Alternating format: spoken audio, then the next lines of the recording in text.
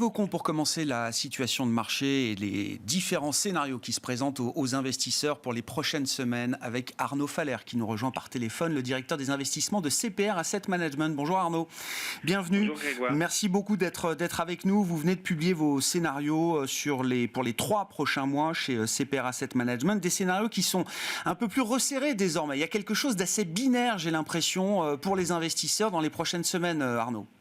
Oui, on n'a plus que 2 scénarios. Nous n'avons plus le scénario axé uniquement sur un ralentissement dû à la crise sanitaire. On a l'impression que de ce côté-ci, le pic des personnes en réanimation, globalement, c'est derrière nous. Notamment au Royaume-Uni, mais aussi aux États-Unis, on a l'impression qu'il y a une repli du nombre de cas contaminés. Donc, pour ça, on a 2 scénarios. Donc, d'ailleurs, avec des probabilités bien tranchées. Un scénario central, donc avec 80% de probabilité.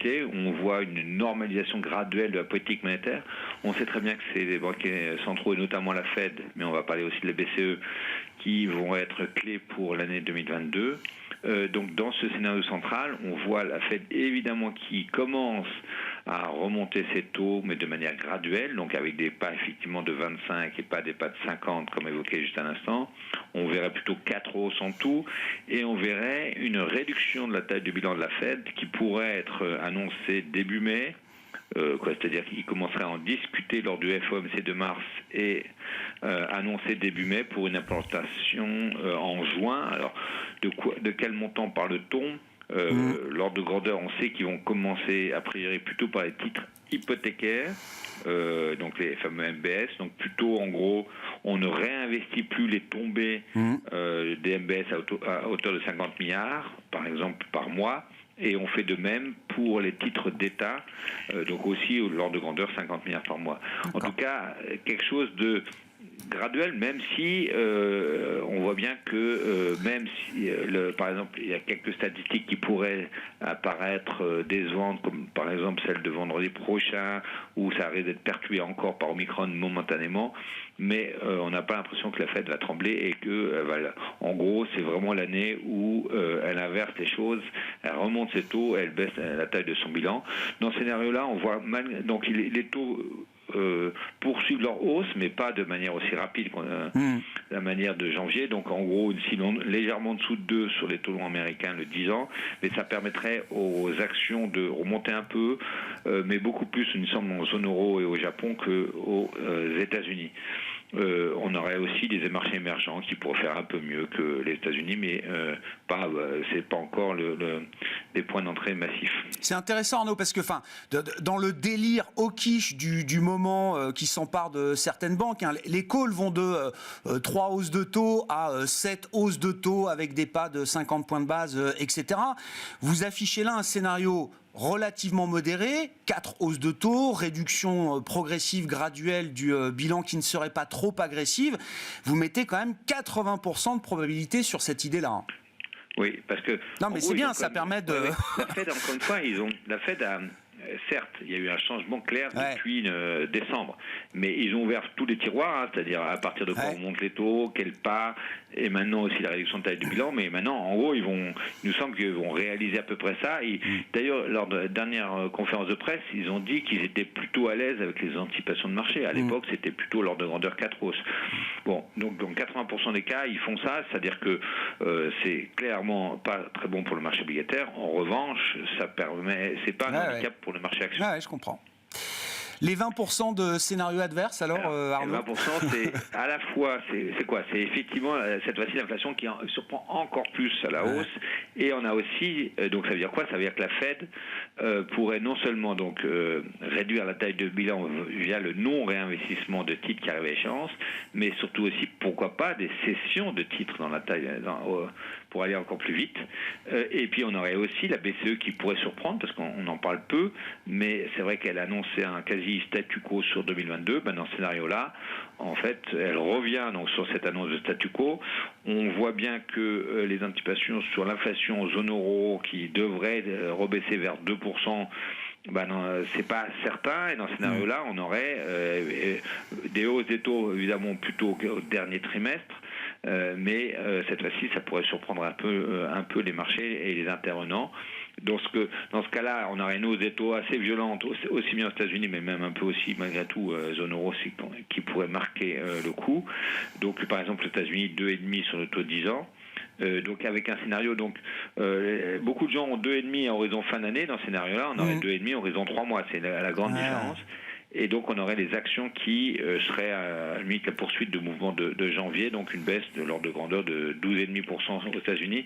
Et la zone euro et le Japon pourraient tirer leur épingle du jeu en baissant certes, mais en baissant moins que les actions américaines. Parce qu'il faut bien avoir en tête que la macro, pour l'instant, elle est plutôt assez bien orientée. C'est-à-dire, on a des statistiques quasi temps réel aux États-Unis comme d'habitude sur par exemple les restaurants, par exemple les vols domestiques ou même les ventes dans les grands magasins. C'est toujours plutôt bien orienté. Donc là, on a eu récemment aussi la demande de la part des entreprises en termes de prêts. Et on est vraiment dans les hautes eaux, les plus fortes demandes depuis 2014 de la part des grandes entreprises.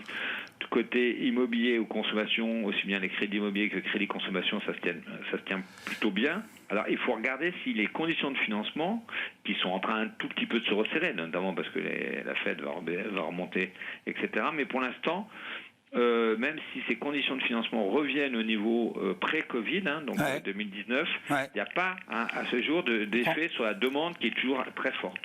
Donc on va surveiller. Et alors l'autre catalyste, évidemment, c'est les résultats. Donc on est en pleine saison. Il faut saluer la qualité de la saison au sens où l'exercice du trimestre 2021 au regard du trimestre 2020, le dernier trimestre 2020, c'est des chiffres très forts en absolu. La question, c'est est-ce que les perspectives sont là ou sont claires ou pas. Donc la visibilité des dirigeants pour l'instant, elle est quand même pas énorme. Pour l'instant, on peut pas dire qu'il y a eu des révisions en hausse de perspectives sur les bénéfices 2022. C'est toujours en gros entre 5 et 8% de croissance bénéficiaire. Les points d'inquiétude, évidemment, c'est la hausse des matières premières qui pourrait se traduire par des hausses de coûts pour les entreprises. On voit bien que le baril, le pétrole reste ferme, mais les autres matières premières sont aussi assez bien orientées à la hausse, l'aluminium, le cuivre, etc. Mais la chose qui impacterait le plus grand nombre de sociétés de la cote, c'est évidemment les salaires. Pour l'instant, les salaires sont toujours au-delà de 5% en rythme annualisé. Évidemment, c'est digne des années 80. Donc, si ça reste comme ça, les marges des entreprises US ne pourront pas rester au même niveau. Donc, ça sera bon pour la consommation, mais en revanche, ça reste un peu moins bon. Donc, à surveiller de près. Pour l'instant, ça tient, mais c'est un peu l'inquiétude qu'il faut regarder avec attention. Bon, phase d'ajustement, effectivement. En conclusion, Arnaud, donc sur l'obligataire, quel que soit le scénario, il n'y a rien à gagner, voire encore à perdre. Et donc, on reste constructif relativement sur les actions, toujours encore, tactiquement. Exactement. On n'a pas changé les positions qu'on avait depuis le début de l'année, d'ailleurs qui ont été plutôt assez pertinentes, donc très peu d'obligations d'État. Constructif sur les actions avec une nette préférence sur les pays de la zone euro, avec une préférence pour la value, notamment les financières, mais énergétiques aussi. Il me semble que la surperformance à laquelle on assiste, ce qui n'est pas forcément très classique, mais malgré tout, la zone euro versus les États-Unis, elle pourrait perdurer encore.